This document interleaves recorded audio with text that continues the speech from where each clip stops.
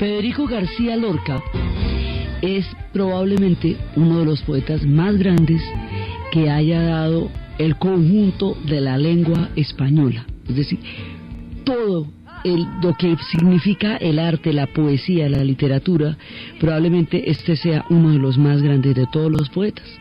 Entonces, en este año se cumplen 70 del asesinato de Federico García Lorca. Él fue fusilado el 19 de agosto de 1936, fue fusilado en Granada. Fue además a través de una traición, digamos, las circunstancias de su muerte son increíblemente truculentas, porque primero él no estaba metido en política, específicamente porque estamos en los tiempos de la guerra civil, está estallando la guerra civil. El 18 de julio fue el levantamiento de la guerra civil en España, en Madrid, y empezó todo ese conflicto entre la República, que en ese momento estaba en el poder, y las fuerzas de Franco, que venían de las Islas Canarias y que venían del lado de los moros, y que lo que trataban de hacer era derrocar a la República, revocar ese sistema y crear un sistema nacionalista. En el momento en que se iban a decidir a través del conflicto de la Guerra Civil Española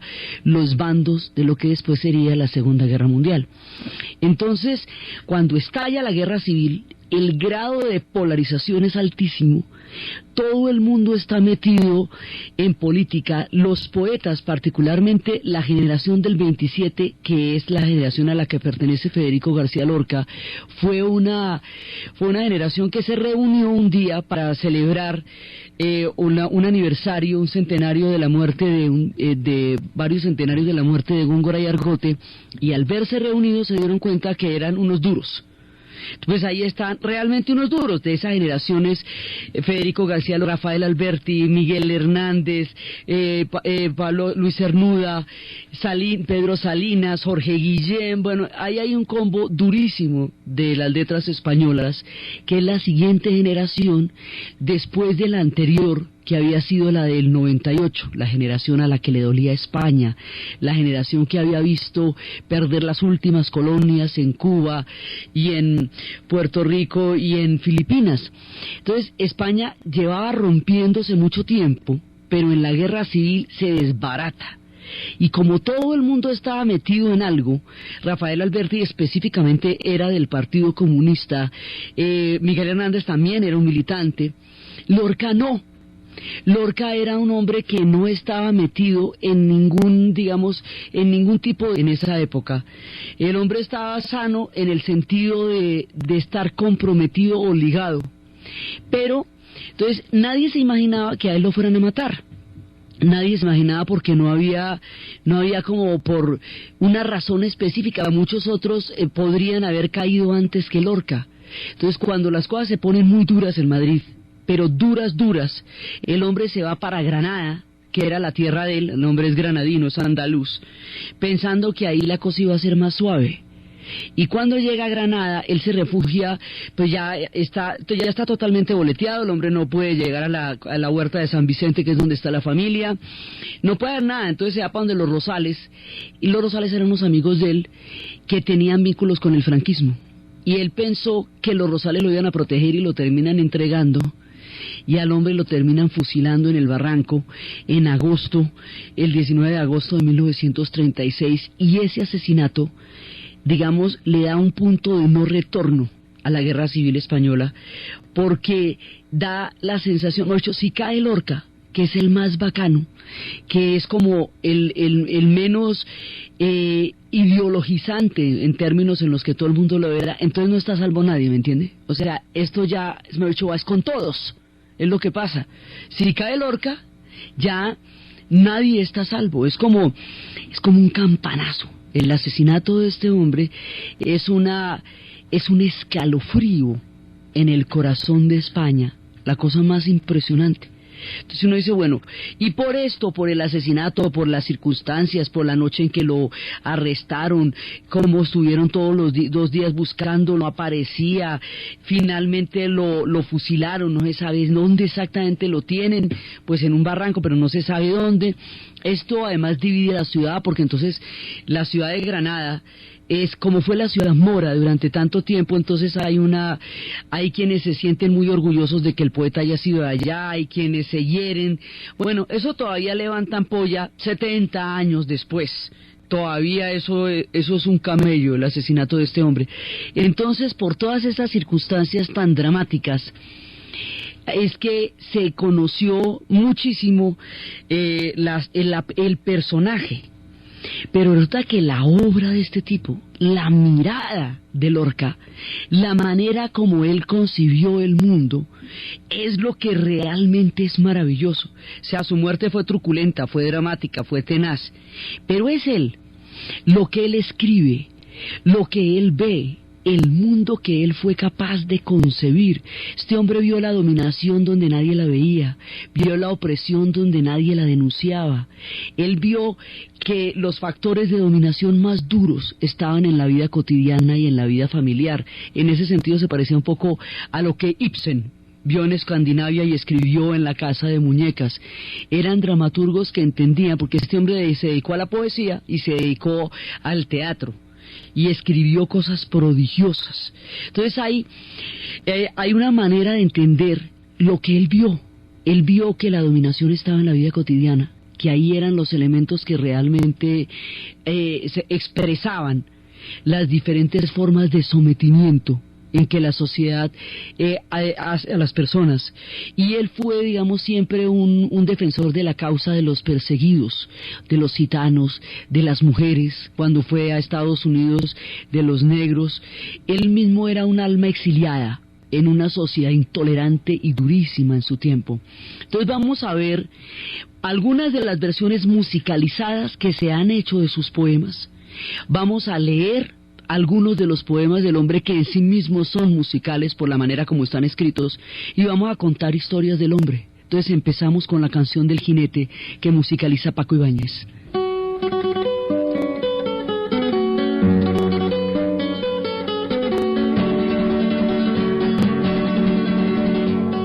En la luna negra de los bandoleros cantan las espuelas. En la luna negra de los bandoleros cantan las espuelas. Ay, caballito negro, ¿dónde llevas tu jinete muerto? ¿Dónde llevas tu jinete muerto?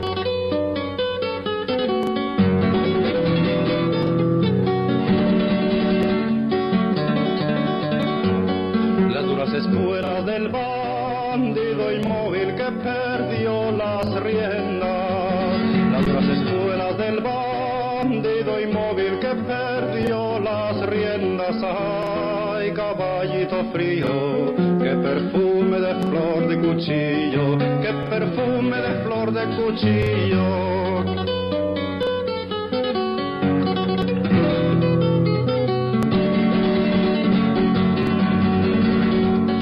En la luna negra sangraba el costado de Sierra Morena.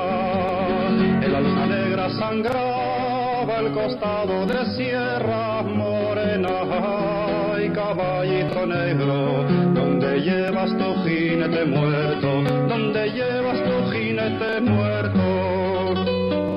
Federico García Lorca es un tipo que tiene una mirada muy especial sobre el mundo.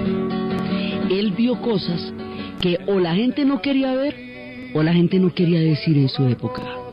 Él vio la moral tan tesa que había contra las mujeres. Él vio la forma como una España que llevaba 5 siglos enclaustrada en un convento, la España de la Contrarreforma, la España de Felipe II, se mantenía intacta en las estructuras de la moral de la época, y como era muy duro para las mujeres tratar de sobrevivir en una España tan tenaz, era una España rural, era una España arcaica. Entonces él tiene una serie de personajes femeninos que van a estar representados en obras de teatro. O sea, nosotros no vamos a hacer una mirada exhaustiva de la obra de este man porque es inmensa. Es absolutamente inmensa, diversa, rica, variada, compleja, está salpicada de canciones populares, pero también de un lirismo, de una producción impresionante que decían que se parecía a la de Góngora. Está, digamos, hay de todo. vamos a contar algunas historias, algunos cuentos de alguna gente que este hombre vio y que es parte de lo que nos maravilla el alma. Entonces él tiene unos personajes femeninos que son fuertísimos, son absolutamente fuertes. Entonces uno es Mariana Pineda. Mariana Pineda es una mujer que está comprometida, ella está enamorada. Mariana se enamora. Llega un personaje y la convence, la enamora y la convence de que forme parte de una de las conspiraciones que se estaba haciendo en ese momento y que borde la bandera de la libertad. España está intentando durante mucho tiempo parir otra España dentro de ella, pero no se puede. Entonces, todas las conspiraciones terminan fracasadas y el día que se enfrentan las dos Españas se rompen, que es en la guerra civil. Entonces él va captando todas esas fracturas internas que tiene España. En una de esas conspiraciones, Mariana Pineda aborda la bandera de la libertad y se enamora del hombre que le propone que forme parte o digamos que apoye esa rebelión. Y resulta que cuando las cosas se ponen realmente terribles, después de todas las historias, además son universos femeninos absolutamente ricos, donde se ve toda la relación entre las mujeres, entre lo chévere y entre lo terrible también. En Mariana las mujeres son bastante más solidarias, en Yerma, por ejemplo, son terribles. Entonces, a la hora del té, van a coger a Marianita, él siempre dice que qué triste se ve mi Marianita Pineda. Van a coger a Marianita, y en el momento en que arrestan a Mariana por haber bordado la bandera, el novio se va para Londres a hablar de la libertad. ¿Cómo les parece? Se va el hombre a echar carreta de la libertad y de lo que significa la gloria, y Mariana la clavan en la cárcel y a Mariana la van a ejecutar. Y Mariana, a diferencia de Policarpa Salabarrieta y de los que se metieron en la primera independencia del 20 de julio, Policarpa muere con el hombre que amó.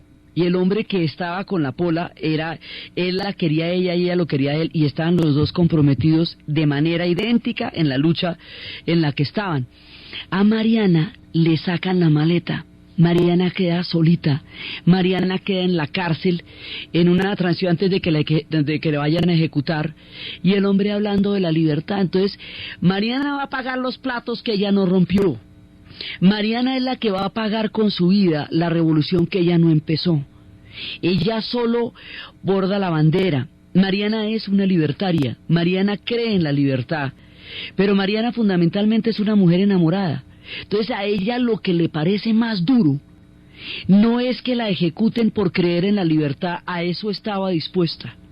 No es lo que le va a pasar porque haya bordado la bandera, es que la dejen sola. Es con el corazón roto que muere tan triste Marianita Pineda. Por eso era que estaba tan triste, porque ella se la jugó y estaba dispuesta a eso. Pero es el engaño, digamos, es esa doble moral política de un tipo que anda hablando de la libertad y que anda echando discursos y está en Londres pasándola de héroe, cuando la que está poniendo el pecho por la libertad es Marianita Pineda. Entonces ahí va una, Mariana que lleva del bulto. Después, él va contando historias. En esa época, una mujer solamente podía ser madre y podía ser esposa, y no había, digamos, esto era en general en las sociedades femeninas y todo eso, pero es que en España la cosa era más brava todavía, porque en España los movimientos, digamos, feministas y todas esas cosas, entonces uno va surgísimo hasta el destape, eso es hasta el 76 que se les va a ocurrir espelucarse. Entonces la opresión sobre la mujer es muy dura, y eso lo va a mostrar en casos como el de Yerma. Yerma es una mujer que quiere ser madre, tres cosas, porque las mujeres no pueden ser más que madres en España en ese momento. La presión de las otras mujeres para que Yerma sea madre, la manera como la hacen sentir terriblemente mal, porque la hacen sentir que tiene un vientre estéril, que no dio fruto, que ella no va a florecer, que ella de ninguna manera va a poder salir adelante. Entonces ella empieza a sospechar que es su marido el que no le da un hijo, y tiene un primo que es una ilusión lejana, casi imposible, pero una ilusión que finalmente es lo que hace andar su corazón. Y ella lucha por tener un hijo y no puede, y en el momento en que el primo de ella, que es una ilusión lejana, abandona definitivamente el pueblo, en que la presión por tener un hijo sobre ella es insoportable, y en que se da cuenta que el marido es como el responsable de su esterilidad, lo mata. Ese es, digamos, el drama de Yerma, que en un momento dado se ve totalmente acorralada por la imposición de un único modelo de vida al cual ella no puede responder. Y es el drama. Lorca es increíblemente dramático y sus historias tienen también unos desenlaces fatales, producto de las pasiones, de la moral y de la sin salida en la que se veían los personajes en esa España donde no había de dónde escoger ni formas ni modelos. Entonces Yerma termina matando al hombre que no le dio un hijo y con el corazón roto por la ilusión de aquel que se fue. Lorca es el primero que se mete en el cuero de las mujeres, que puede entender el universo femenino, que puede entender sus anhelos, que puede entender sus ilusiones, que puede entender todo aquello que las hace vivir y vibrar. Entonces por eso las mujeres en Lorca son fundamentales y las mujeres son las lorquianas. Siempre se habla de las mujeres lorquianas. Entonces a lo largo de estas historias vamos a ver muchas maneras y muchos sonetos y muchas musicalizaciones que se han hecho de lo que fue la obra de Lorca. Vamos a escuchar en la voz de Ana Belén una de las historias que llevaron al de la música de Lorca. El Congo Gitano, que estábamos escuchando en versión de Ana Belén, entramos en uno de los temas más recurrentes y más importantes de la obra de Lorca. Lorca canta a los gitanos. Los gitanos en España van a tener una historia muy larga. Ellos venían del norte de la India, luego van a aparecer en Egipto, por eso se les decía egiptanos, luego van a llegar a Europa por la vía de Turquía, con una bula papal que decía que ellos podían andar libremente, luego van a poder pasar a Hungría, allá se les diría cíngaros, y empiezan una travesía que va a llegar a España en el siglo XVI. Y los gitanos van a encontrar problemas en toda la travesía de Europa, porque ellos primero llegan a Europa en el medioevo, donde todo el mundo está metido dentro de un esquema de pertenencia, y ellos son libres. Y cuando llegan a España, siguen siendo libres, y la fusión de la música con la herencia de la música mora y andaluza va a dar unos ritmos impresionantes que son la música gitana. Los gitanos no pertenecen a nadie, son ojalateros. Por eso no trabajan el oro para que no los persigan. Son grandes psicólogos para saber cómo poder portarse en comunidades con las que no se van a integrar. Entonces los gitanos en España van a tener una situación de tensión permanente en la que periódicamente la Guardia Civil entra y mata a los gitanos, viola a las gitanas. Estos especies de pogroms, pogrom es una palabra que se había inventado en Rusia para hablar de incursiones que se hacían violentas contra el pueblo judío. Estas especies de pogroms que se hacían contra los gitanos eran increíblemente frecuentes. Los gitanos siempre van a estar perseguidos y siempre van a estar al margen de la ley, no hay justicia para ellos. Lorca va a dedicar mucha parte de su obra, y tal vez lo más bonito que es el romancero gitano, a ellos. Por eso vamos a escuchar también a lo largo de este especial cómo los gitanos cantan a Lorca. Es que los gitanos le van a cantar a él porque el hombre escribe una gran cantidad de obra sobre los gitanos. Entonces los gitanos se van metiendo en la vida de España, pero a ellos nunca los van a dejar en paz, nunca. Entonces siempre están al borde de un ataque. Entonces vamos a ver algunas de las historias de cómo a los gitanos se las van a montar en España durante muchísimo tiempo, y cómo la Guardia Civil impunemente se va metiendo por ellos. Entonces en estos trabajos de los gitanos cantan a Lorca, vamos a escuchar un poema que se llama Ángeles Negros, que está musicalizado y que va contando cómo se van dando estas circunstancias.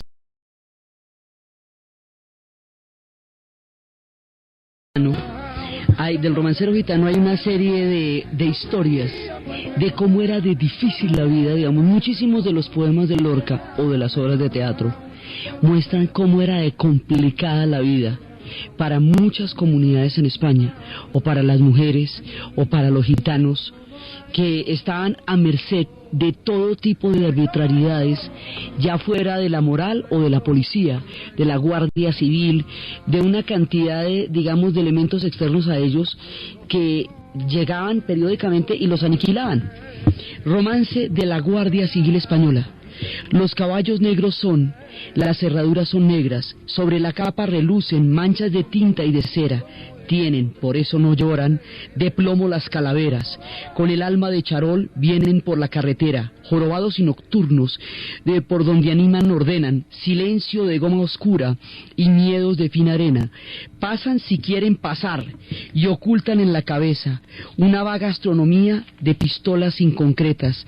Ay, ciudad de los gitanos, en las esquinas banderas, la luna y la calabaza con las guirnaldas en conserva. Ay, ciudad de los gitanos, ¿quién te vio y no te recuerda? Ciudad de dolor y almizcle en las torres de canela. Cuando llegaba la noche, noche que noche nochera, los gitanos con sus fraguas forjaban soles y flechas. Un caballo malherido llama a todas las puertas. Gallos de vidrio cantaban por Jerez de la Frontera. El viento vuelve desnudo la esquina de la sorpresa. En la noche platinoche, noche que noche nochera. Detrás va Pedro Domecq de los sultanes de Persia. La media luna soñaba del éxtasis de cigüeña. Estandartes y faroles invaden las azoteas. Por los espejos sollozan bailarinas sin caderas. Agua y sombra, sombra y agua por Jerez de la Frontera. Ay, ciudad de los gitanos, en las esquinas banderas, apaga tus verdes luces, que viene la benemérita de la guardia. Ay, ciudad de los gitanos, quien te vio y no te recuerda, dejadlas pasar de lejos sus peines para sus crenchas. Avanzan de dos en fondo a la ciudad de la fiesta. Un rumor de siempre vivas invade las cartucheras.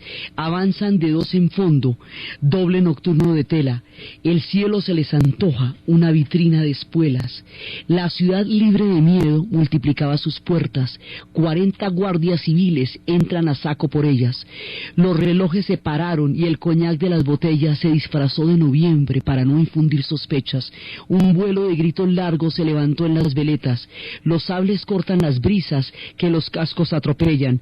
Por las calles de penumbra huyen las gitanas viejas con los caballos dormidos y las orzas de monedas. Por las calles empinadas suben las capas siniestras, dejando atrás fugaces remolinos de tijeras. En el portal de Belén los gitanos se congregan. San José, lleno de heridas, amortaja una doncella. Tercos fusiles agudos por toda la noche suenan. La Virgen cura a los niños con salivilla de estrellas. Pero la Guardia Civil avanza sembrando hogueras. Donde joven y desnuda la imaginación se quema. La rosa de los camborios gime sentada en su puerta, con sus dos pechos cortados puestos en una bandeja, y otras muchachas corrían perseguidas por sus trenzas, en un aire donde estallan rosas de pólvora negra. Cuando todos los tejados eran surcos de la tierra, el alba meció sus hombros, el largo perfil de piedra.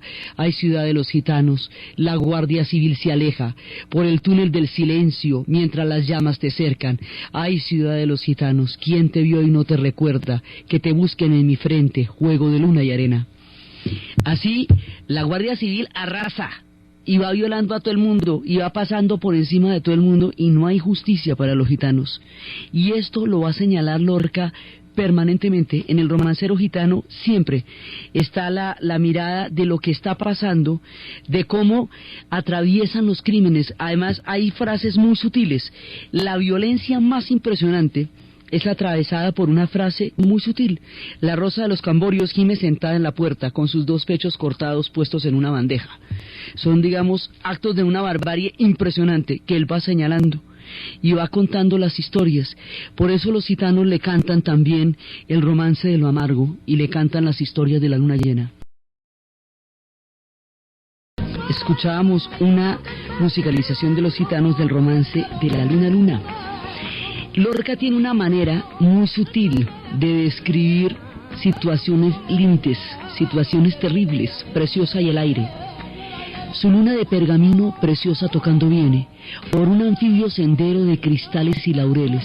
el silencio sin estrellas huyendo del sonsonete, cae donde el mar se bate y canta su noche llena de peces. En los picos de la sierra los carabineros duermen, guardando las blancas torres donde vienen los ingleses, y los gitanos del agua levantan por distraerse glorietas de caracoles y una rama de pino verde. Su luna de pergaminos preciosa bien tocando viene, al verla se van levantando el viento que nunca duerme. San Cristóbalón desnudo, lleno de lenguas celestes, mira a la niña tocando una dulce gaita ausente. Niña, deja que te levante tu vestido para verte, abre ante mis dedos antiguos la rosa azul de tu vientre. Preciosa tira del pandero y corre sin detenerse, el viento hombrón la persigue con una espada caliente. Frunce su rumor de mar, los olivos palidecen, canta la flauta de Umbría y un liso gong de la nieve. Preciosa, corre preciosa, que te coge el viento verde. Preciosa, corre preciosa, míralo por donde viene, sátiro de estrellas bajas con sus lenguas relucientes. Preciosa, llena de miedo, entra en la casa que tiene más arriba de los pinos el cónsul de los ingleses. Asustados por los gritos, 3 carabineros vienen, sus negras capas ceñidas y el gorro de las sienes. El inglés da a la gitana un vaso de tibia leche y una copa de ginebra que preciosa no se bebe, y mientras cuenta llorando una aventura aquella gente, en las tejas de pizarra el viento furioso muerde. Así va contando una historia de una violencia impresionante. O sea, Preciosa la cogen y la vuelven ahí, ella se logra salvar y va contando las historias, pero esto es dentro de un juego de palabras y dentro de un juego de imágenes que es absolutamente maravilloso y que esconde pasiones terribles y esconde situaciones límites dentro de la belleza de sus versos sin quitarle la crudeza a la situación. El romance sonámbulo es también musicalizado, Verde que te quiero verde, y es una historia parecida a la de... Esto que escuchábamos son extractos de una conversación dolorosísima que se da en el poema a través de un personaje que viene desbaratado a pedirle al compadre que lo ayude, y el compadre todo el tiempo le insiste en que si él pudiera lo ayudaba, pero él ya no es él. Entonces, verde que te quiero ver de grandes estrellas de escarcha, vienen con el pez de sombra que abre camino al alba. Las higueras frota el viento, la lija de sus ramas, y el monte de gato garduno eriza pintas y agrias. Pero ¿quién vendrá y por dónde? Ella sigue en la baranda, verde carne, verde pelo, soñando la mar amarga. Compadre, quiero cambiar mi caballo por su casa, mi montura por su espejo, mi cuchillo por su manta. Compadre, vengo sangrando desde los puertos de Cabra. Si yo pudiera, mocito, este trato se cerraba, pero yo ya no soy yo, ni mi casa es ya mi casa. Compadre, quiero morir decentemente en mi cama, de acero si puede ser, con las sábanas de Holanda. ¿No ves la herida que traigo desde el pecho a la garganta? 300 rosas morenas lleva a tu pechera blanca. Tu sangre resuma y huele alrededor de tu faja, pero yo ya no soy yo, ni mi casa es ya mi casa. Dejadme subir al menos hasta las altas barandas, dejadme subir, dejadme hasta las verdes barandas, barandales de la luna, por donde retumba el agua. Ya suben los 2 compadres hacia las altas barandas, dejando un rastro de sangre, dejando un rastro de lágrimas. Temblaban en los tejados farolillos de hojalata, 1000 panderos de cristal harían la madrugada. Verde que te quiero verde, verde viento, verde ramas. Los 2 compadres subieron, al largo viento dejaba en la boca un gusto raro de hiel, de menta y de albahaca. Compadre, ¿dónde está? Dime, ¿dónde está tu niña amarga? ¿Cuántas veces te esperó? ¿Cuántas veces te esperara? Cara fresca, pelo negro, en esta verde baranda, sobre el rostro del aljibe se mecía la gitana, verde carne, verde pelo, con ojos de fría plata, un carámbano de luna la sostiene sobre el agua.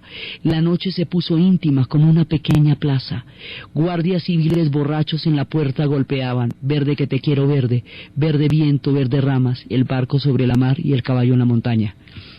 Una sola frase denuncia la tragedia de este hombre, porque el tipo todo el tiempo está diciendo que él ya no es él, que su casa ya no es su casa, que si pudiera lo ayudara, pero él ya es vacío, él ya no tiene alma. Entonces, digamos, nunca uno sabe por qué. Cuando le preguntan por la niña, por la preciosa niña que tenía, él dice como simplemente una frase. Cuando cuenta que un carámbano de luna la sostiene sobre el agua, la noche se puso íntima como una pequeña plaza, guardias civiles borrachos en la baranda golpeaban. En esa frase ya le dicen a uno que los guardias civiles llegaron y acabaron con la muchachita y con la vida de él. Entonces, En Lorca hay una sutileza absolutamente increíble para demostrar situaciones límites de violencia contra su gente, contra las mujeres, contra los gitanos. Hay situaciones que son verdaderamente aterradoras y que él las muestra así. Hay también otras historias en donde es bastante más fuerte y que a la hora del té resultaron un poco premonitorias de lo que sería de alguna manera su muerte. Él, digamos, hay estas situaciones sutiles, pero hay otras situaciones donde se desatan las fuerzas más terribles y se van llevando por delante al que esté. En la muerte y el prendimiento de Antoñito el Camborio, que es un poco premonitorio de lo que le pasaría a él, es una de esas situaciones en donde se desatan las más terribles historias. Voces de muerte sonaron cerca del Guadalquivir, voces antiguas que cercan, voz de clavel varonil.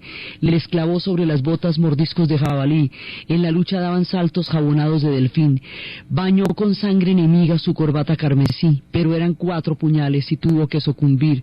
Cuando las estrellas clavan rajones de agua gris, cuando los herales sueñan Verónicas y Alelí, voces de muerte sonaron cerca del Guadalquivir. Antonio Torres Heredia, Camborio de Duracrín, moreno de verde luna, voz de clavel varonil. ¿Quién te ha quitado la vida cerca del Guadalquivir? Mis 4 primos Heredias, hijos de Benamejí, lo que en otros no envidiaban, ya lo envidiaban en mí. Zapatos color corinto, medallones de marfil y un cutis amasado de aceituna y de jazmín. Ay, Antoñito el Camborio, digno de una emperatriz, acuérdate de la Virgen porque te vas a morir.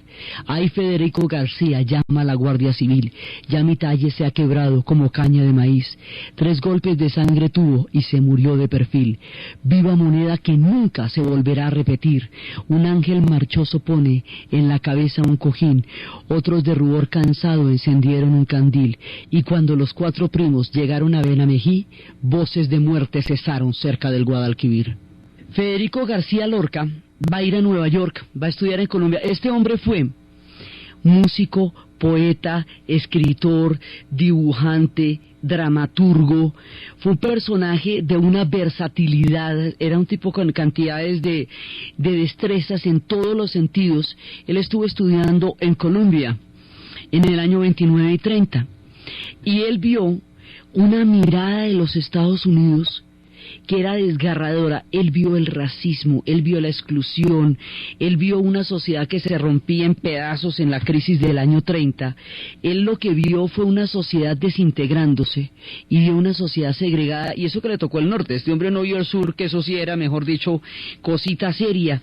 Entonces, todo el mundo se sorprende con esos libros de poemas que se llaman Poeta en Nueva York, porque es una poesía. Primero, hay unas que son surrealistas, como las del Lagarto y la Lagarta, pero hay otras que son muy duras, como la Oda al Rey de Harlem, que son historias donde él ve con toda crudeza la situación de las comunidades negras en los Estados Unidos en esa época, y eso no lo veían, eso solamente lo cantaba el jazz, solamente lo cantaba Billie Holiday, solamente lo cantaban la música que ellos escuchaban, pero no era para el mundo todavía una noticia. Él sí lo vio, él podía ver todas esas formas de miseria y de sometimiento debajo de los lujos o de la industrialización o de las buenas costumbres.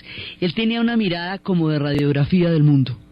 Era capaz de entender lo que estaba pasando detrás de lo que aparentaba y era capaz de decirlo. O sea, básicamente se dicen que a Lorca lo van a matar más por la penetrante visión que tenía de la sociedad de su tiempo, que por una afiliación política específica. En un momento dado llegó a ser más peligroso a la hora de las polarizaciones el haber identificado y haber llamado con nombres propios los diferentes rostros de la opresión que estar directamente ligado a un partido político. A este hombre lo matan por un delito de pensamiento y pluma. Por eso era que decían que que porque a él decía que él ha hecho con la pluma mucho más que 1000 hombres con la espada. Cuando él llega a Nueva York y él ve esta ciudad y él ve esta sociedad, él queda aterrado y describe al rey de Harlem entre muchas otras cosas, entre el agua podrida, en donde lloraban los negros mientras crujía la cuchara del rey. Él dice: ay Harlem, no hay angustia comparable a tus ojos oprimidos, a tu sangre estremecida dentro de un eclipse oscuro, a tu violencia granate sordomuda en la penumbra, a tu gran rey prisionero en un traje de conserje. Él veía que este personal de servicio, que era en el único sitio donde podían trabajar las comunidades negras, eran antiguos reyes africanos, eran reyes de sus culturas, de su dignidad y de su pueblo, y tenían que ejercer oficios paralelos, periféricos, de servicios, porque la dignidad de su pueblo había sido rota por los hilos espantosos de la esclavitud. Y él ve cómo esa sociedad está arrinconada. Digamos, él llega a Nueva York y dice, y cuando ve la situación de los negros en Estados Unidos, en el norte, insisto, porque si hubiera visto en el sur se pega un tiro en un oído, cuando la ve en el norte, dice, bueno, pero el mundo como que no cambia, ole. Yo, mejor dicho, salgo de una España que persigue de esta manera a los gitanos, me encuentro con que aquí se la montan a los negros, allá se la montan a las mujeres. O sea, él realmente llega a sentir que no hay espacios de libertad en el mundo también. Digamos que es increíble el grado de intolerancia y el grado de imposiciones que cae sobre las personas y que hace que sus vidas estén rotas por una cantidad de destinos que son ajenos a ellos. Él habla de eso, pero también habla de la libertad y habla del tiempo y habla de cómo el viento va sobre el... Tiene un universo riquísimo y ese universo no lo alcanzamos a rasguñar acá.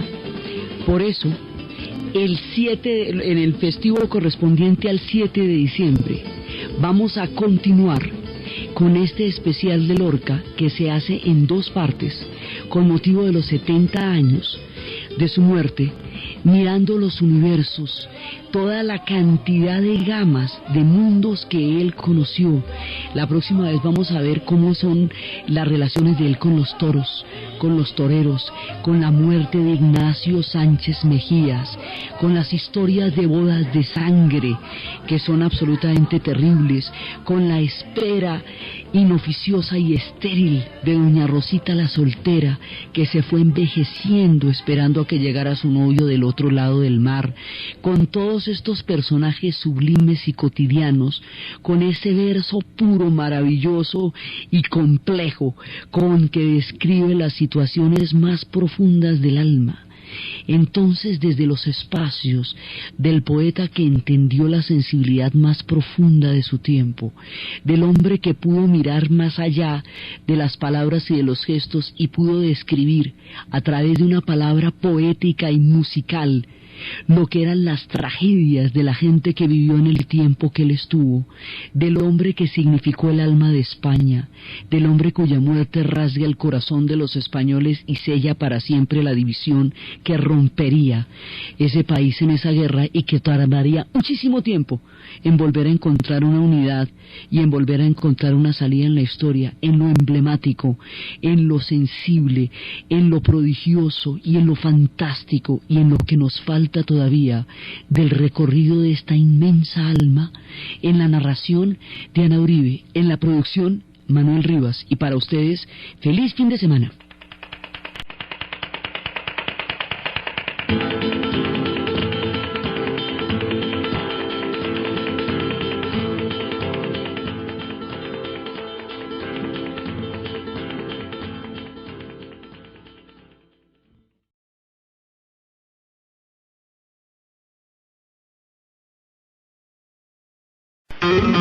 Espere este viernes 8 de diciembre en especiales festivos Caracol de 11 a 12 de la mañana la segunda y última parte del homenaje a Federico García Lorca en los 60 años de su muerte. En la mitad del barranco, la navaja de Albacete. Buenas, hoy en especiales festivos Caracol vamos a escuchar la segunda parte del homenaje a Federico García Lorca en los 60 años de su asesinato.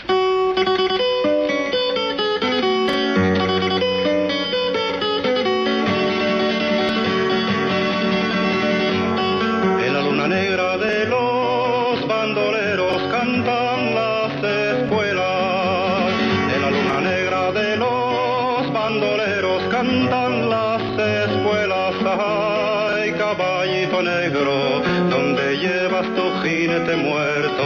¿Dónde llevas tu jinete muerto?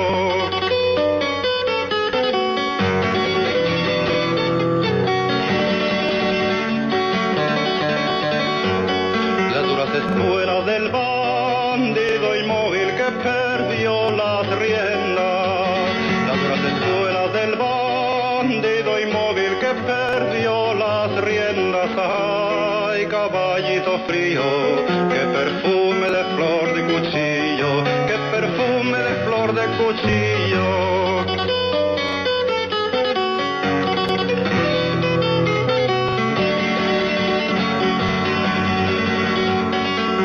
Negra sangraba el costado de Sierra Morena, en la luna negra sangraba el costado de Sierra Morena. Ay, caballito negro, ¿dónde llevas tu jinete muerto? ¿Dónde llevas tu jinete muerto? La vez pasada, en la primera parte de este especial, estábamos hablando de la vida de Federico García Lorca, estábamos mirando su obra, habíamos contado cómo formaba parte de una generación de poetas que se reunieron en 1927 en el tercer centenario del gran poeta Góngora y Argote, y que al encontrarse juntos crearon una proclama literaria que llegó a convertirse en uno de los momentos más fundamentales de la literatura española y de la literatura de idioma hispano. Es la generación del 27, que estaba conformada por Rafael Alberti, por Luis Cernuda, Jorge Guillem, Pedro Salinas, Miguel Hernández, Federico García Lorca. Era una constelación de estrellas que reivindicaban el preciosismo y el carácter lírico y fantástico que Góngora y Argote le dio a la literatura y a la poesía española.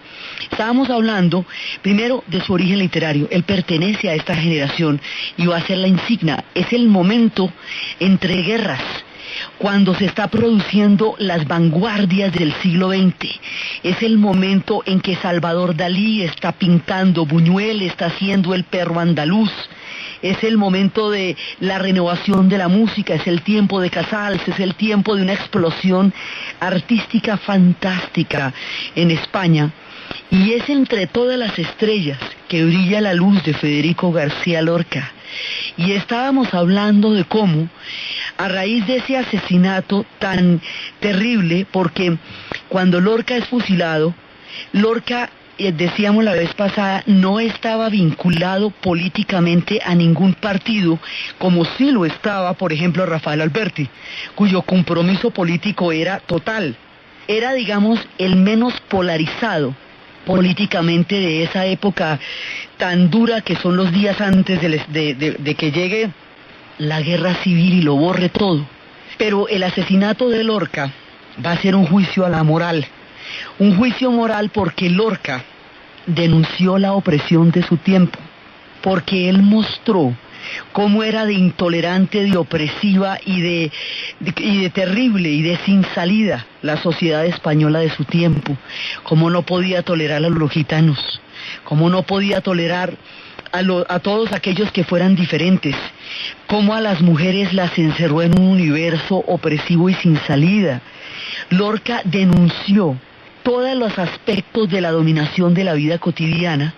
Y decíamos que en un sentido análogo a como lo hizo Ibsen, en el teatro también, Federico García Lorca muestra la opresión de las mujeres. En torno a Federico García Lorca hay muchos clichés, que se le dice gitano, que su carácter homosexual, que las condiciones tan absolutamente escabrosas de su asesinato, de su fusilamiento. Hay muchos clichés en torno a la persona y a la figura de él, y entre tantos clichés a veces se pierde el personaje que es Federico García Lorca. De él decía Salvador Dalí y de él decía Luis Buñuel que de todos los seres humanos, decía Luis Buñuel, que he conocido, Federico es el primero, No hablo ni de su teatro ni de su poesía. La obra maestra era él. Ya se pusiera en el piano para interpretar a Chopin, ya improvisara una pantomima o una breve escena teatral, era irresistible. Este hombre era un genio en todo sentido. En la poesía innova la literatura española de una manera impresionante, porque con todo su lirismo es tan perfecto en el verso como en los contenidos de lo que está diciendo. Por eso inclusive a veces en toda la preciosura, en toda la filigrana, en todo el trabajo artístico tan monumental, a veces se pierde un poco lo que está diciendo, pero lo que está diciendo es tenaz. Las historias que cuenta son tremendas, de un dramatismo y de una profundidad del alma humana, encerradas en medio de los versos más exquisitos y preciosos. Entonces, este personaje, él, capaz de entender a todos los oprimidos porque él mismo se sentía un oprimido, capaz de entender a todos los desgastados porque él mismo se sentía un desgastado, capaz de ver el dolor donde todo el mundo veía los esplendores. Habíamos visto cómo al llegar a Harlem, cuando fue a estudiar a Columbia, no vio el esplendor de los americanos, sino el racismo y las condiciones tan espantosas en que vivían las comunidades negras en los Estados Unidos, y estuvimos viendo la Oda a Harlem. Estuvimos viendo cómo él veía ese dolor que no era tan evidente, y esto que le tocó el norte, donde le hubiera tocado el sur, pues la cosa hubiera sido muy grave. Entonces estábamos viendo unas características y estábamos viendo algunas de sus obras. Habíamos comentado Marianita Pineda, habíamos hablado del romancero gitano, habíamos recorrido algunos aspectos de su obra. Hoy vamos a recorrer otros aspectos de su obra, sin pretenderla abarcar toda, porque esto es una cosa impresionante, pero sí vamos recorriendo otros aspectos de su teatro. Él tiene, con el teatro y con la poesía, una manera de decirlo. Él tiene una concepción del teatro que es de una fuerza dramática absolutamente aterradora y estremecedora. Él va a utilizar el teatro para mostrar los elementos más profundos y más terribles de la sociedad de su tiempo. Dice: tengo un concepto del teatro en cierta forma personal y resistente. El teatro es la poesía que se levanta del libro y se hace humana, y al hacerse habla y grita, llora y se desespera. El teatro necesita que los personajes que aparezcan en la escena lleven un traje de poesía y al mismo tiempo se les vean los huesos, la sangre. Han de ser tan humanos, tan horrorosamente trágicos y ligados a la vida y al día con tal fuerza que muestren sus traiciones, que se aprecien sus olores y que salga de los labios toda la valentía de sus palabras, llenas de amor o de ascos. Así es que Lorca crea el teatro y así le va a salir. Entonces, una de las piezas maestras de Federico García Lorca, que tiene un dramatismo, la cosa más impresionante, son las bodas de sangre. Entonces, las bodas de sangre es una historia en la cual se va a dar, pues evidentemente una boda, pero esta boda está revestida de una gran tragedia. Y es que la novia se va a casar con alguien que no quiere. La novia está enamorada de su primo, y el primo aparecerá en la boda, y ella, ni el primo está casado y tiene un bebé.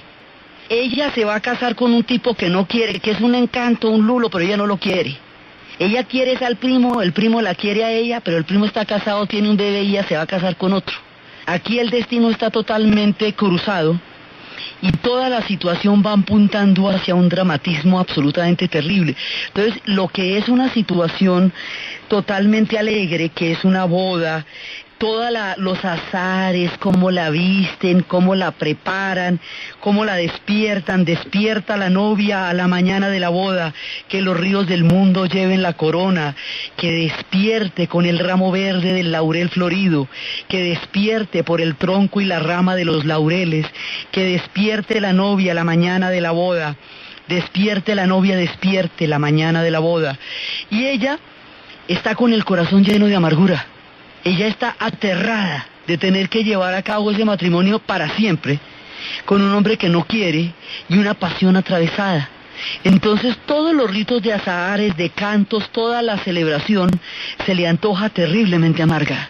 Y la boda se va dando y llega gente de todas partes, troncos enteros de familias, gente que no hayan vuelto a ver, que no sale de sus casas, van llegando, y cuando se presenta el primo, Finalmente, en un momento dado entre la fiesta y la pachanga, huyen la novia y el primo.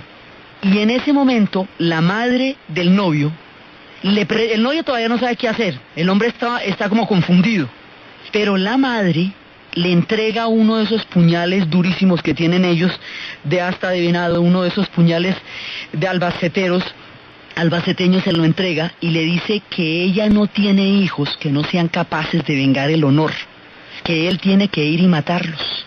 Y le pone en sus manos una venganza que todavía no sabemos si él quería o no. Pero son esos códigos tan terribles en los que el honor se lava solamente con sangre. Y este pobre tipo queda montado por la mismísima madre en la tarea de ir a matarlos. Y se ponen a perseguirlos. Y ellos están cabalgando y le piden a la luna, que es un símbolo permanente de Lorca, que se oculte por favor para que no los puedan ver en medio de los montes.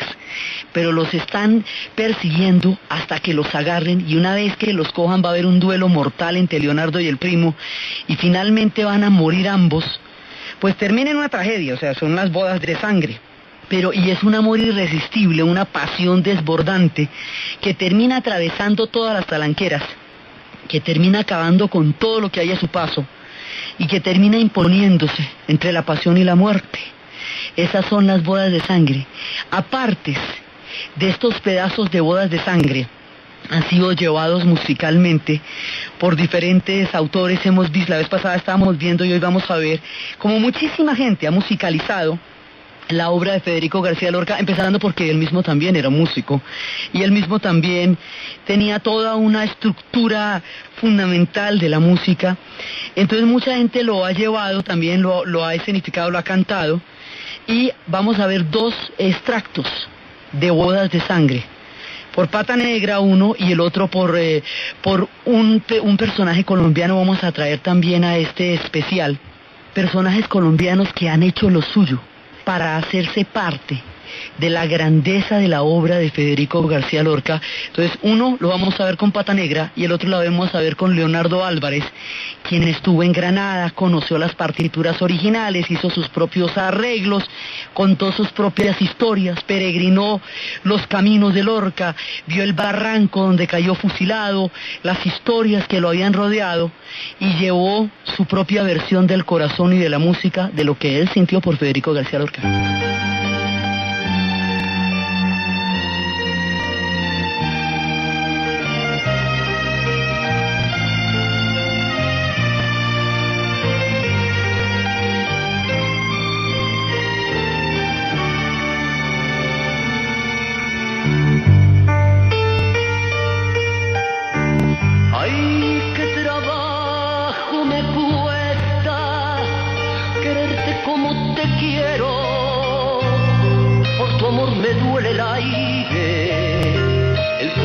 Y el sombrero,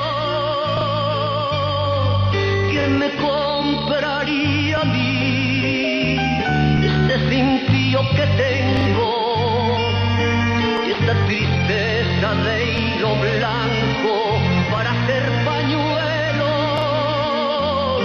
Ay, qué trabajo me cuesta quererte como te quiero. Ay, qué trabajo me cuesta quererte como te quiero.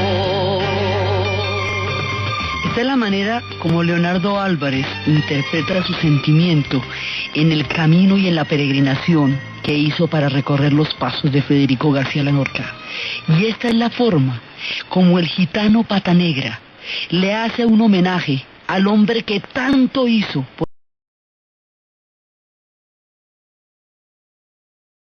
de sangre y de ese amor tan absolutamente irresistible que sienten el uno por el otro, porque todo el tiempo que están preparando la boda, cada uno de los dos está sintiendo por aparte y en la imposibilidad de su hogar ese amor tan terrible que no pueden apagar, y cómo no pueden de ninguna manera evitarlo, y cómo quisieran estar el uno al lado del otro, hasta que la fuerza misma de la pasión los impulsa a huir, y con eso se desencadena la tragedia, y todas esas costumbres y esas ideas de que todo tenía que resolverse a través de la sangre, Esta es la tragedia de Bodas de Sangre, es una de las primeras, digamos, de los momentos más dramáticos del teatro de Lorca. Otro de los momentos absolutamente dramáticos, pero terribles, es una obra que escribe ya casi al final. Es una obra que va a ser en el momento en que la acaba de terminar, se la lee a los amigos, va contando las historias, pero cuando no alcanzan a llevarla al público, porque antes de que eso pase es cuando lo van a matar. Pero es una de las obras más fuertes, junto con Bodas de Sangre, con Yerma, que la habíamos visto la vez pasada, que era el drama de una mujer que no puede tener hijos y lo que eso significa en España. Federico García Lorca entendió que el universo de las mujeres en España era un universo sin salida. Las mujeres solamente podían tener hijos y solamente podían ser esposas. Y fuera de eso no había ninguna otra manera de ser ni de habitar el mundo. Tenían la misma moral del siglo XVI, vivían en los mismos claustros que enloquecieron a Juana la Loca. No había cambiado nada en 600 años. Todo seguía siendo igual que en el profundo medioevo. España no conoció la modernidad por las circunstancias tan brutales en que Napoleón invadió ese país y lo desvertebró, y de esa manera impidió que sus ideas pudieran ser asimiladas políticamente por los españoles.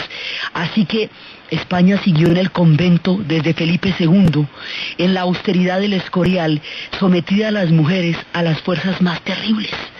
Entonces Lorca entiende que el universo de la mujer, por eso se habla tanto de las lorquianas, él entiende que el universo de las mujeres es un universo trágico.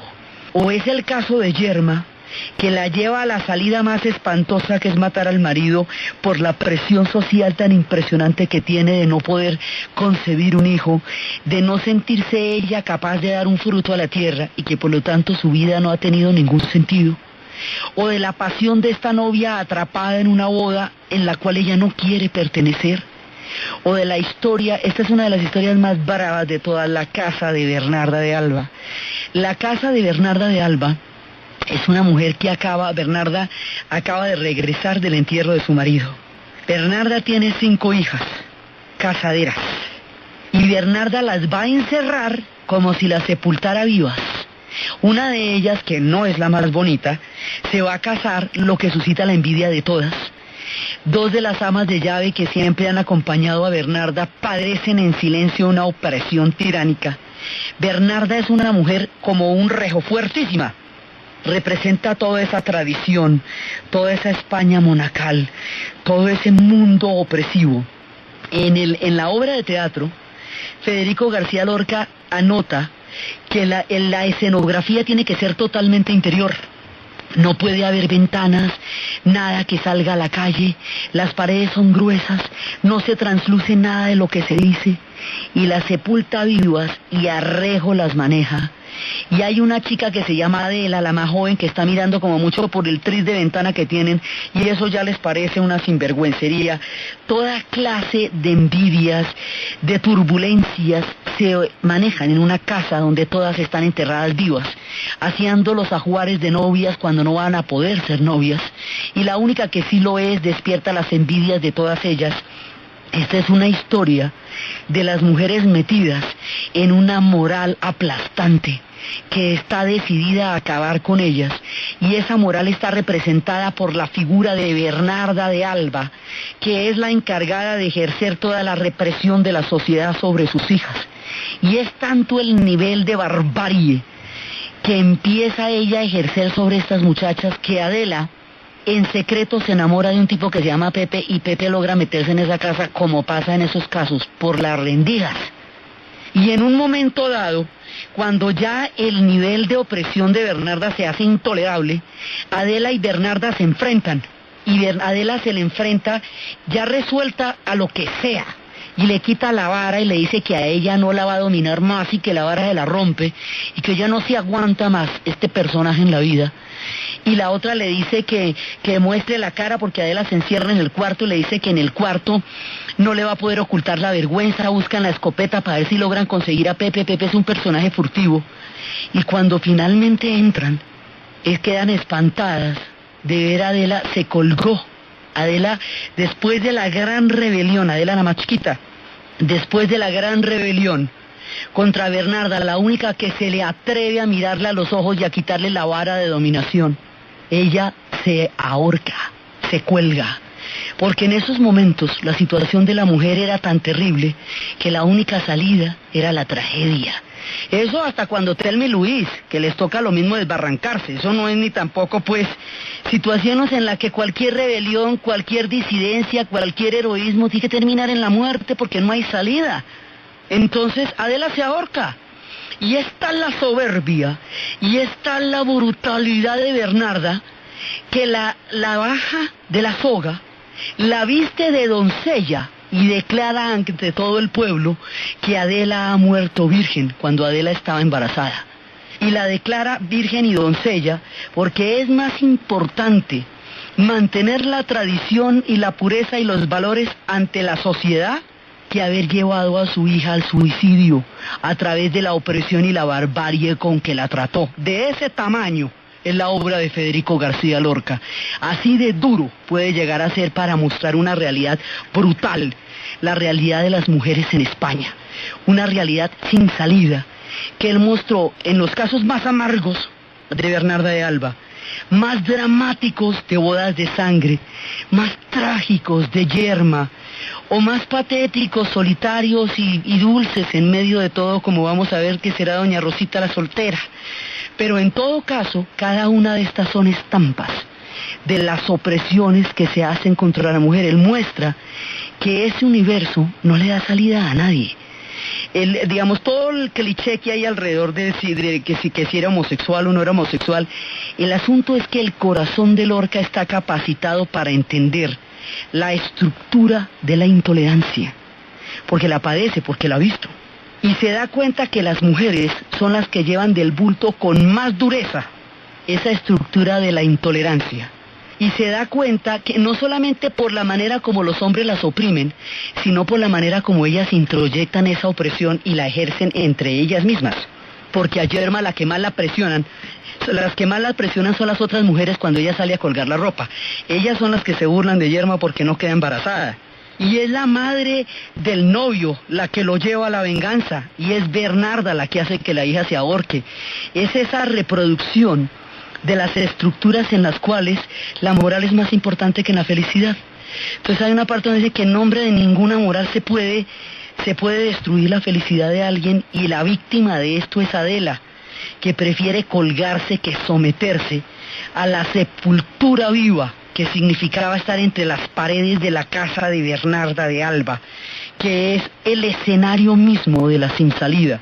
Por eso era tan importante todo el montaje, la pared gruesa, los vestidos. Eran 6 años de luto en esa época cuando una mujer enviudaba y los espejos había que taparlos con velos negros para que la gente no se pudiera ver en los espejos. Es que es una España brutal la que vio Lorca. ¿De dónde le salen florecitas y ramos? Y lo que él vio fue esto. Vio a los guardias civiles violando a las mujeres, como vimos la vez pasada con Preciosa del Aire y con el romance sonámbulo. Vio a las mujeres encerradas, emparedadas, enterradas vivas. Vio a las mujeres marchitarse esperando a un hombre. Vio a las mujeres morirse tratando de tener un hijo. Y eso es lo que él va a pintar. Este universo sigue diciendo tantas cosas a las personas de las siguientes generaciones, de todas las naciones y de todos los pueblos, que en otro trabajo de una mujer colombiana que va a llevar a la escena una serie de personajes femeninos de Lorca, ella se llama Ivonne Caicedo, y lo que va a hacer es Lorquianas. Toma fragmentos también de diferentes partes de la obra de Lorca para mostrar lo suyo. Siempre las mujeres lo irán cantando. Se nos van a aparecer aquí Carmen Linares, se nos van a aparecer aquí las mujeres. Tanto los gitanos le rinden homenaje como las mujeres, porque a todas, a nosotras y a los gitanos y a todos aquellos que él vio encerrados en la moral de España, hizo los versos más fantásticos y sacó a la luz los más profundos y oscuros demonios a través de la más exquisita y preciosa poesía. Qué serena está la noche. 4 cuchillos de miedo cabalgan en las caderas de nigromántico velo.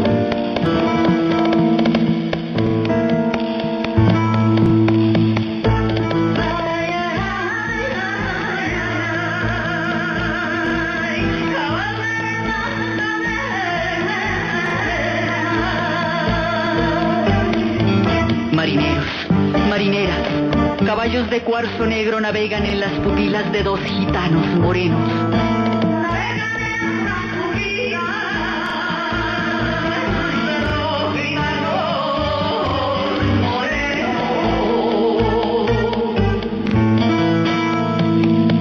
Qué serena está la noche. Así van llevando los versos de Lorca. Él también está involucrado profundamente con la música, no solamente con la poesía, es también un músico, es también un pintor, y su mundo musical va a ser muy rico. Él va a estar también con una generación que también es una generación del 27 en la música, en el sentido de tratar de innovar la música en España. Y son tiempos también de grandes vanguardias en ese momento. Hay un personaje muy amado para él. Un personaje que, digamos, es una época brillante en el arte español esa. Un personaje que es un torero y un personaje que es un músico. Ese personaje va a hacer posible el famoso encuentro en el Palacio de Sevilla de la generación del 27 en el homenaje a Góngora y Argote, que los acuña como una generación literaria que vendría a España después de la grandeza de la generación del 98, que era aquella a la que le dolía a España cuando habían perdido la última colonia en Cuba, Puerto Rico y Filipinas en 1898. Esa era la última gran generación de escritores, que era la de Antonio Machado, que era la de Miguel de Unamuno, que era la gran generación de escritores, la de Azorín. Pero ahora los del 27 son la sangre nueva que viene a España. Y este hombre, Ignacio Sánchez Mejías, va a ser de los que hace posible ese encuentro en la poesía y en la música, y el tipo también es torero. Eran bastante universales, eran bastante renacentistas en un sentido integral del arte, estos personajes de esta época. Y entonces él, como torero, pues en un momento dado va a tener el adverso destino de los toreros y va a ser muerto por el toro. Y Federico, desde todo el amor que le tiene, desde toda la camaradería, desde toda su relación musical, afectiva, su relación como mecenas también, porque es un facilitador de todo este mundo artístico, se va a fajar un par de poemas de lo más universal y de lo más impresionante. El llanto por Ignacio Sánchez Mejías. A las 5 de la tarde, eran las 5 en punto de la tarde. Un niño trajo la blanca sábana a las 5 de la tarde. Una espuela de cal ya prevenida a las 5 de la tarde. Lo demás era muerte y solo muerte a las 5 de la tarde. El viento se llevó los algodones a las 5 de la tarde. Y el óxido sembró cristal y níquel a las 5 de la tarde.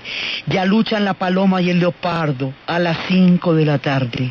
Y un muslo con un asta desolada a las 5 de la tarde. Comenzaron los sones de bordón a las 5 de la tarde. Las campanas de arsénico y el humo a las 5 de la tarde. En las esquinas grupos de silencio a las 5 de la tarde. Y el toro solo corazón arriba a las 5 de la tarde. Cuando el sudor de nieve fue llegando a las 5 de la tarde. Cuando la plaza se cubrió de yodo a las 5 de la tarde. La muerte puso huevos en la herida a las 5 de la tarde.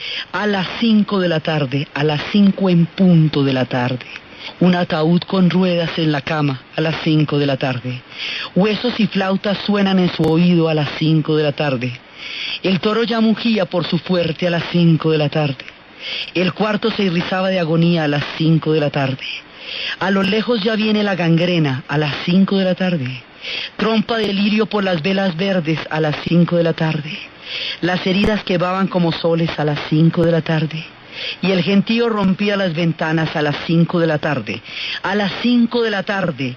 ¡Ay, qué terrible 5 de la tarde! Eran las 5 en todos los relojes. Eran las 5 en sombra de la tarde. Y la sangre derramada, que eso es una cosa impresionante que no quiero verla. Dile a la luna que venga, que no quiero ver la sangre de Ignacio sobre la arena, que no quiero verla. La luna de par en par, caballo de nubes quietas, y la plaza gris de sueños con sauces en las barreras, que no quiero verla. Que en mis recuerdos se quema, avisada a los jazmines con una blancura pequeña, que no quiero verla. La vaca del viejo mundo pasaba su triste lengua sobre un hocico de sangre derramadas en la arena, que no quiero verla. Y los toros de guisados, casi muerte y casi piedra, mugieron como 2 siglos, hartos de pisar la tierra, que no quiero verla. Por las grandas sube Ignacio con toda su muerte a cuestas. Buscaba el amanecer y el amanecer no era. Busca su perfil seguro y el sueño lo desorienta. Busca su hermoso cuerpo y encontró su sangre abierta. No me digáis que la vea, no quiero sentir el chorro cada vez con menos fuerza. Ese chorro que ilumina los tendidos y se vuelca sobre la pana y el cuero de muchedumbres sedientas. Que no me griten que me asome, no me digáis que la vea. No se cerraron sus ojos cuando vio los cuernos cerca, pero las madres terribles levantaron la cabeza y a través de las ganaderías hubo un aire de voces secretas que gritaban a toros celestes, mayorales de pálida niebla. No hubo un príncipe en Sevilla que compararse le pueda, ni espada como su espada, ni corazón tan de veras, como un río de leones su maravillosa fuerza, y como un torso de mármol su dibujada prudencia. Aire de Roma andaluza le doraba la cabeza, donde su risa era nardo de sal y de inteligencia. Qué gran torero en la plaza, qué gran serrano en la sierra, qué blando con las espigas, qué duro con las espuelas, qué tierno con el rocío, qué deslumbrante en la feria, qué tremendo en las últimas banderillas de tiniebla. Pero ya duerme sin fin, ya en los musgos y en la hierba, abren con dedos seguros la flor de su calavera, y su sangre ya viene cantando, cantando por marismas y praderas, resbalando por cuernos ateridos, vacilando su alma por la niebla, tropezando con miles de pezuñas, como una larga, oscura, triste lengua, para formar un charco de agonía junto al Guadalquivir de las estrellas. Qué blanco muro de España, qué negro toro de pena, qué sangre dura de Ignacio, oh ruiseñor de sus penas, que no quiero verla, que no hay cáliz que la contenga, que no hay golondrinas que la beban, que no hay escarcha de luz que la enfríe, que no hay canto ni diluvio ni azucenas, que no hay cristal que cubra la plata, yo no quiero verla. Este personaje que le había dado todo este amor es un personaje que lo va a vincular musicalmente con mucha gente. Federico García Lorca va a tener también unas composiciones de cantos populares, de canciones tradicionales de España, que Carmen Linares va a llevar magistralmente con su voz, y que lo vincula también al mundo de Manuel de Falla. Es un universo musical que va floreciendo alrededor de la figura de Lorca, evocado por este Ignacio que se le iba del alma.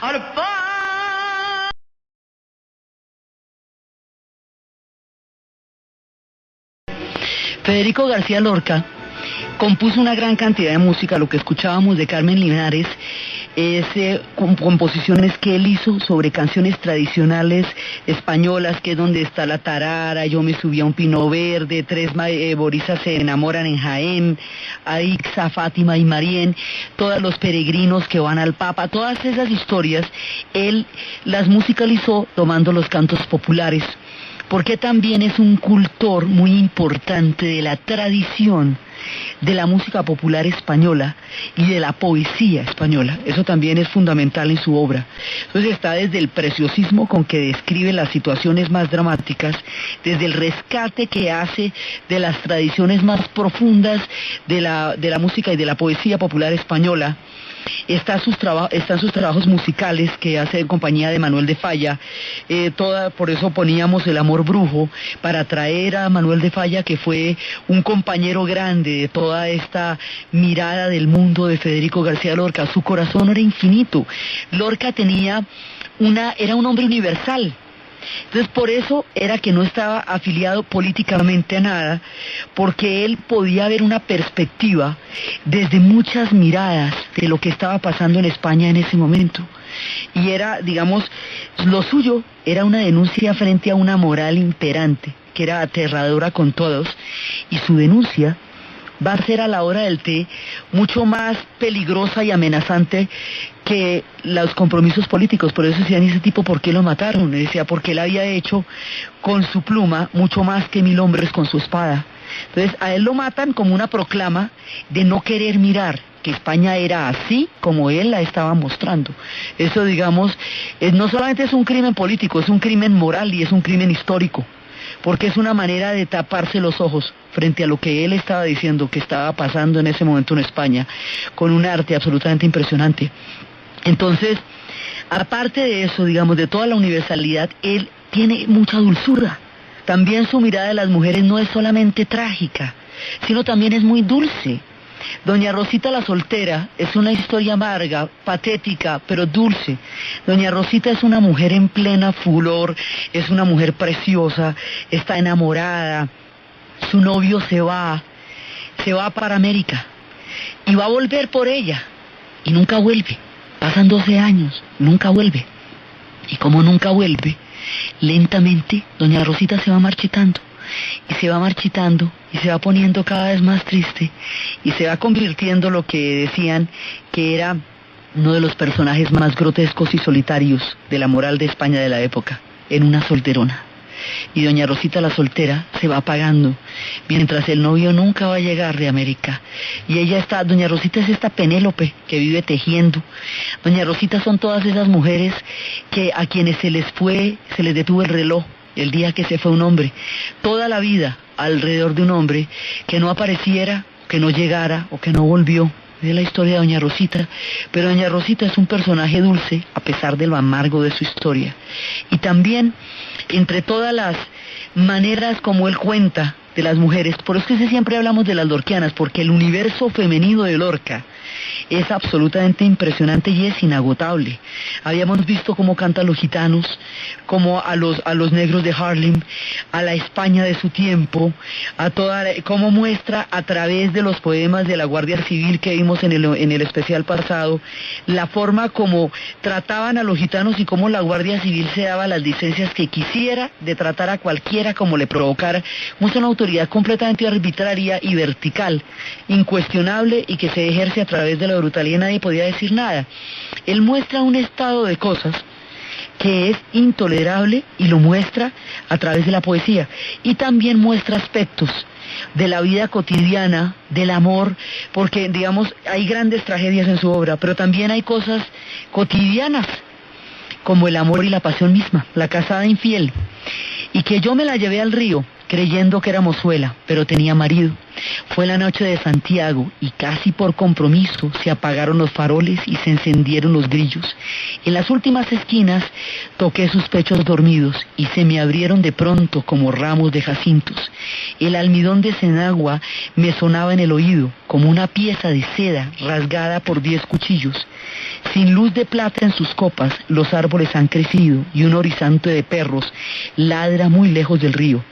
Pasadas las zarzamoras, los juncos y los espinos, bajo su mata de pelo, hizo un hoyo sobre el limo. Yo me quité la corpiña, ella se quitó el vestido, yo el cinturón con revólver, ella sus 4 corpiños. Ni nardos ni caracolas tienen el cutis tan fino, ni los cristales con luna deslumbran con ese brillo. Sus muslos se me escapaban como peces sorprendidos, la mitad llenos de lumbre, la mitad llenos de frío. Aquella noche corrí lo mejor de los caminos, montando en potra de nácar sin bridas y sin estribos. No quiero decir por hombre las cosas que ella me dijo, la luz del entendimiento me hace ser muy comedido. Sucia de besos y arena, yo me la llevé al río, con el aire se batían espadas de todos los lirios. Me porté como quien soy, como un gitano legítimo. Le regalé un costurero grande de rasgo pajizo. Y no quise enamorarme, porque teniendo marido, me dijo que era mozuela cuando me la llevé para el río. Y así va contando él las historias, y va contando el universo. Y este universo se volvió una cosa tan compleja y una cosa tan impresionante que va a llevar al asesinato de Federico. A él lo van a tomar, las circunstancias como son tan truculentas, habíamos hablado la vez pasada, porque pues está la traición de por medio, está el momento en que en España se vienen los albores de la guerra civil. O sea, lo que va a pasar en España va a romper ese país en dos. y va a determinar uno de los procesos más sangrientos y más aterradores del siglo XX, entre otras cosas porque es en la guerra civil donde se van a establecer los bandos que se van a ver enfrentados en la Segunda Guerra Mundial. La Guerra Civil Española es el laboratorio de la Segunda Guerra Mundial. Es donde la Legión Cóndor ensayó las armas que luego derramaría sobre Europa, pero primero las hizo sobre el Guernica, sobre el pueblo de Guernica. Entonces lo que va a pasar ahí es el apocalipsis, es la hecatombe. Y el asesinato de Federico García Lorca es como el preludio del fin de todo. Por eso es tan, digamos, tan emblemático, porque cuando lo van a matar al poco tiempo del levantamiento, el levantamiento es el 18 de julio de 1936. La República había ganado las elecciones en 1931. La República era la primera vez que España intentaba una alternativa histórica distinta a la monarquía, que fue a través de lo cual se constituyó como Estado Nacional. Entonces, mientras el mundo cambiaba, llegaba la modernidad, pasaban las revoluciones, España se mantenía empotrada en siglos atrás, se fue quedando de la historia. Entonces había una España que estaba tratando de nacer todo el tiempo y estaba ahogada por esa España monacal. Entonces esa otra España de la que hablaba Machado, esa otra España bregaba por nacer, y esa otra España eran todos estos poetas, todos estos músicos, todas estas influencias, la vanguardia, la pintura, era el cine, era todo eso. Y de toda esa otra España, Federico era la perla más brillante. Entonces cuando matan a Federico, es como si mataran la inocencia, la esperanza, como si mataran la posibilidad de que algo pudiera ser distinto en España. Y digamos que las cosas se van a poner en serio de ahí en adelante. Y de España se va a romper y después le vienen 40 años de dictadura y después, bueno, mucho tiempo para poder aceptar que son muchas Españas, para poder aceptar la pluralidad que Lorca planteaba. Para eso se tuvo que morir Franco, hubo que hacer un destape, la cosa más impresionante, 15 años de locura, el retorno a la democracia, el feminismo, bueno, pasó de todo, antes de que España pudiera, en la práctica y en la vida cotidiana, entender lo que decía Federico García Lorca en la época en que escribió sus versos. Entonces, cuando ocurre el crimen de Federico es realmente el fin de la esperanza. Y en ese momento, alguien que moriría de tristeza escribió un verso a lo que pasó. Antonio Machado escribe: el crimen fue en Granada. Se le vio caminando entre fusibles por una calle larga al salir del campo frío. Aún con estrellas de la madrugada mataron a Federico cuando la luz asomaba. El pelotón de verdugos no osó mirarle la cara. Todos cerraron los ojos, rezaron: ni Dios te salva. Muerto cayó Federico, sangre en la frente y plomo en las entrañas. Que fue en Granada el crimen. Sabed, pobre Granada, en su Granada se le vio caminar solo con ella, el poeta y la muerte, porque además como Lorca tiene toda esa carreta con la muerte, entonces cuando se le aparece, se le vio caminar solo con ella, sin miedo a su guadaña. Ya el sol en torre y torre, los martillos en yunque y yunque en las fraguas, hablaba Federico, resquebrajando su muerte. Ella escuchaba, porque ayer en mi verso, compañero, sonaban los golpes de tus secas palmas, y viste el hielo en mi cantar y al filo, a mi tragedia de tu voz de plata. Te cantaré la carne que no tienes, los ojos que te faltan, los cabellos que el viento sacudía, los rojos labios que te besaban, como ayer, gitana muerte mía. Qué bien contigo a solas, por estos aires de Granada. Ay, mi Granada. Y así va cantando, se le vio caminar, labrad amigos, de piedra y sueño en la Alhambra, un tumulto del poeta sobre una fuente donde llora el agua, y eternamente digan: el crimen fue en Granada, en su Granada. Madrid, qué bien tu nombre suena, rompeolas de todas las Españas, la tierra se desgarra, el cielo truena, tú sonríes como plomo en las entrañas. Madrid, noviembre de 1936. Cuando el crimen fue en Granada, todo estaba perdido, y lo que vendría de ahí para adelante era una cosa aterradora, y mucho tiempo antes de que ellos pudieran reconciliarse como sociedad y entender entonces lo que había dicho Federico antes de que el crimen fuera en Granada. Entonces con esto, con un poco de sus historias, con un poco de su teatro, con una obra inabarcable para este tiempo, nos asomamos al alma de Federico, nos asomamos a sus historias, a su sensibilidad, a su manera de entender las mujeres, a su manera de entender los gitanos, a su profundo amor por España, a su gran universalidad, a su aporte gigantesco a la cultura de su país y a las letras de toda el habla hispana, a lo que nos dejan los corazones y al privilegio de haber contado en la tierra con un hombre como Federico García Lorca. Entonces, desde los espacios de su Granada, donde fue el crimen, desde las tierras de España, desde las tierras del alma de Federico, desde todos sus personajes, doña Rosita la soltera, Marianita Pineda, Yerma, la novia de las bodas de sangre, Bernarda de Alba, la pobre de Adela, todos los personajes que esperaban en la baranda del romancero gitano, del romancero sonámbulo, de la ciudad de los gitanos, de los guardias civiles, de los nácares, de todos aquellos personajes, frutos, hierbas, flores, de todos los espejos, de todas las figuras, de toda la literatura y toda la profundidad que nos da el alma, para nosotros en todo el honor de haber podido compartir, aunque sea un poquito, de la grandeza de una de las almas más hermosas que nos ha dado la poesía, en la narración de Ana Uribe, en la producción de Ernesto Díaz, y para ustedes, feliz día festivo. De Rafael Alberti, Nunca fui a Granada. Qué lejos por mares, campos y montañas, ya otros soles miran mi cabeza cana. Nunca vi Granada, nunca vi Granada. Mi cabeza cana, los años perdidos, quiero hallar los viejos borrados caminos. Nunca fui a Granada, nunca fui a Granada. Dadle un ramo verde de luz a mis manos, una rienda corta